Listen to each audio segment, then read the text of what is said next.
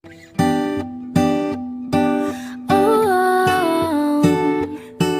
yeah, yeah, yeah. Assalamualaikum dan salam sejahtera semua. Hai adik-adik, harapkan adik-adik semua sihat sejahtera. Okey, hari tu akak dah bagi fakta-fakta sejarah berkaitan dengan bab yang pertama kan.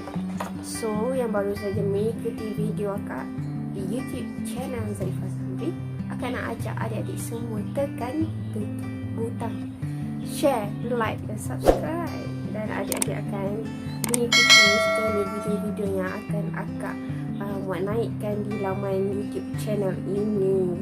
So, untuk hari ini akak nak memperkenalkan tajuk zaman air batu. Sebelum itu, mari kita saksikan video ini. Check it out. Has gone before. From Academy Award winner Chris Wedge, 20th Century Fox presents a Blue Sky Studios production. Stick together. It's easy to get lost in the air.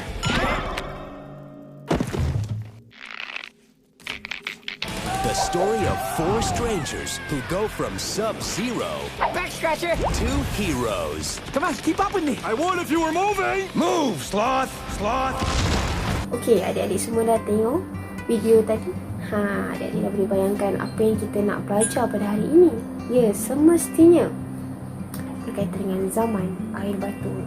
Jadi teruskan menonton video ini dan jangan ketinggalan untuk menyaksikan video-video yang seterusnya. Jadi adik-adik semua perlu tekan butang subscribe, like dan share untuk mendapatkan pembelajaran-pembelajaran sejarah yang lebih menarik pada masa yang akan datang.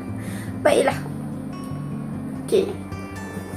Apabila adik dah tengok video tadi, mesti adik terfikir, wujud ke tak zaman? Ya, sememangnya wujud. Jadi hari ini akan nak berikan sedikit pembelajaran berkaitan dengan zaman air batu yang adik-adik semua akan kenali bagaimana perubahan zaman air batu tu. Ya, ciri-ciri perubahan zaman air batu dan kesan perubahan zaman air batu tu terhadap negara-negara di Asia Tenggara. Jadi adik-adik juga akan mempelajari garis masa yang berlaku sekitar zaman air batu tersebut. Jadi jangan ketinggalan dan teruskan menonton. Baiklah adik-adik, dalam pembelajaran sejarah, adik-adik juga bukan saja membolehkan kita mengenali diri sendiri dan juga masyarakat, tetapi juga memahami tentang dunia. Dunia merupakan bumi tempat kita semua tinggal dan tempat tinggal berjuta-juta kehidupan yang lain. Bumi pada hari ini telah melalui pelbagai perubahan yang memberikan kesan terhadap rupa bentuk fizikal, iklim, cuaca, hidupan yang ada dan kedalaman laut. Baiklah adik-adik, iklim telah mempengaruhi perubahan bentuk fizikal bumi menjadi daratan dan lautan. Daratan terdiri daripada gunung, banjaran dan bukit, tanah pamah, lembah dan sungai. Lautan pula terdiri daripada laut, selat dan teluk. Lautan merupakan kawasan air masin yang meliputi 71% bentuk muka bumi. Terdapat 5 lautan di dunia, iaitu Lautan Pasifik, Lautan Atlantik, Lautan Hindi, Lautan Selatan dan Lautan Arktik. Selat pula merupakan kawasan perairan sempit yang memisahkan dua kawasan daratan. Baiklah, pembentukan fizikal bumi ini telah menyebabkan kawasan daratan terbahagi kepada 7 buah benua, iaitu benua Amerika Utara, Amerika Selatan, Eropah, Afrika, Asia dan Oseania. Semasa zaman air batu berlaku, suhu di muka bumi ini menurun dan menyebabkan tahap pembekuan dalam jangka masa yang sangat lama. Sebahagian besar bumi, khususnya di bahagian kutub utara dan kutub selatan, diliputi oleh ais batu tebal yang dikenali sebagai lapisan ais. Lapisan ais ini menyebabkan kawasan air batu menjadi luas di kawasan kutub dan pergunungan.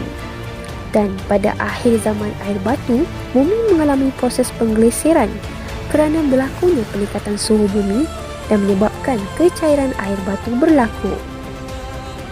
Perubahan iklim dunia kepada suhu panas telah menyebabkan berakhirnya zaman air batu.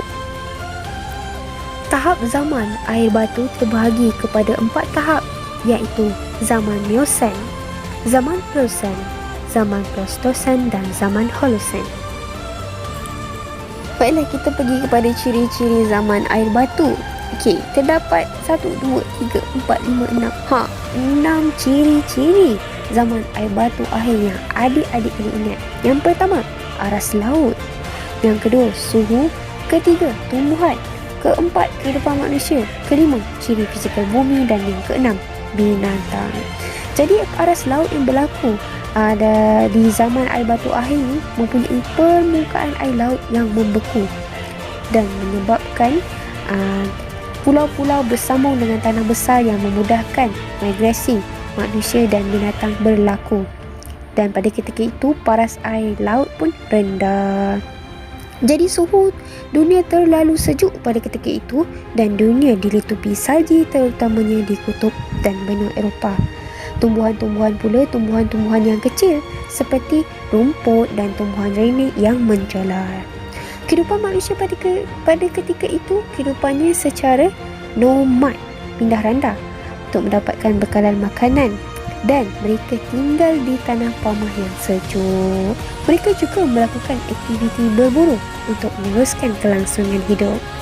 Kemudian, ciri fizikal bumi, permukaan air yang membeku menyebabkan sebahagian besar bumi dilitupi salji. Dan yang terakhir, wujudnya binatang seperti mamut berbulu, badak, kuda dan singa tinggal di kawasan tanah pamah yang sejuk. Zaman Holocene merupakan zaman akhir bagi zaman air batu ini.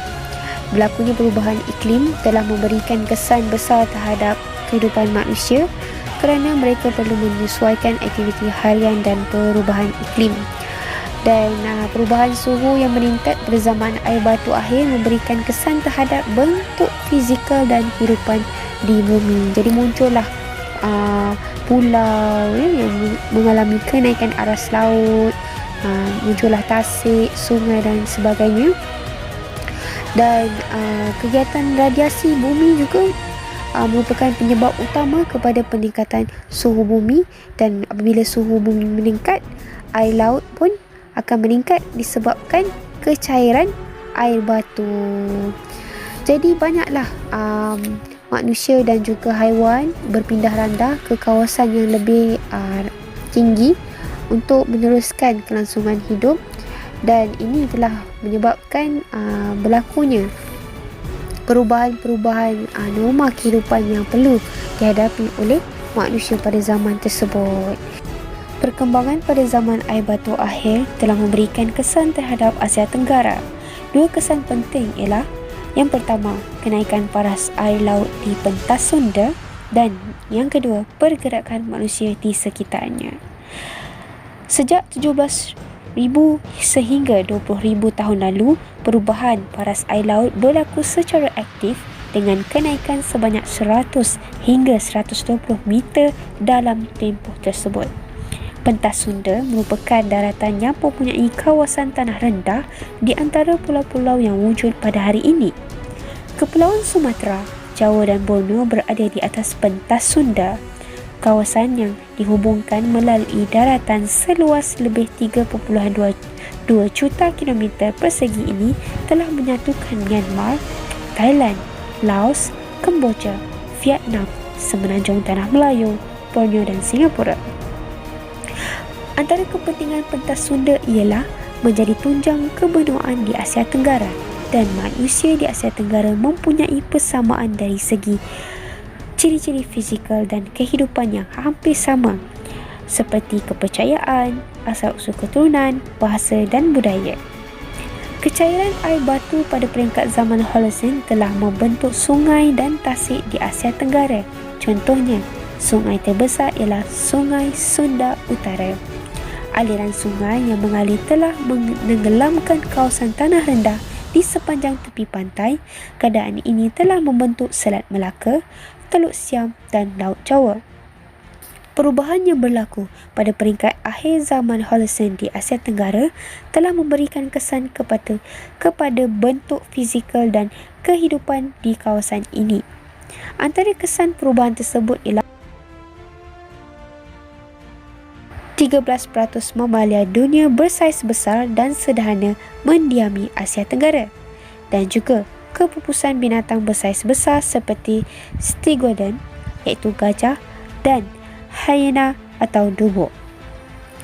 Okey, sekian saja pembelajaran pada hari ini. Semoga adik-adik semua dapat faham yang lebih teliti, lebih mendalam. Apakah itu zaman air batu? Okey, sila rujuk buku teks anda semua dan buat latihan pengukuhan untuk memberikan ingatan dan juga kefahaman yang lebih berkesan. Jadi, akan nak ucapkan selamat maju jaya kepada adik-adik semua. Dan jangan lupa like dan subscribe video YouTube channel Zarifah Zamri untuk adik-adik semua lebih mengikuti video-video yang menarik pada akan datang. Jadi terima kasih kerana menonton. Assalamualaikum dan jumpa.